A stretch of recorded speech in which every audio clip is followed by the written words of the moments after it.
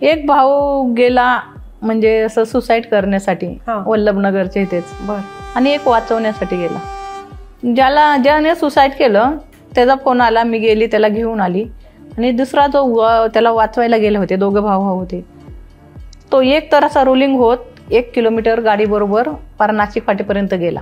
अरे बापरे. हा, म्हणजे असे एवढे छोटे छोटे तुकडे झाले. गाडीच्या रेल्वेच्या चाकांबरोबर असं फिरत फिरत तो गेला चाकांबरोबर. ते मग विचार करू शकता किती बॉडीचं काय झालं असेल. म्हणजे त्याचं काय हिंमत आहे. पण कुठलंच असं हे नव्हतं की एक पीस जॉईंट व्हायसारखा. तो गेला नाही. मग दुसरा त्याला म्हणजे वाचवण्यासाठी गेला, समजवण्यासाठी गेला असेल. ह्याला वाचवायच्या नादामध्ये गाडी आली, जसं ह्यानं स्वतःला जोखवलं तसं दुसऱ्यानं त्याला ओढायचा काही प्रयत्न केला असेल. काहीतरी भाव आहे, एक रक्त आहे, तर त्याला त्याचा गाडीचा फटका त्याला लागला. तर ते 500 मीटर बॉडी बाहेर पडली होती. म्हणजे संगतीच दोघा भावांचा जीव गेला होता. एक भेटला रात्री 9, 8:30, 9च्या दरम्यान, आणि एक भेटला रात्री 11 वाजता.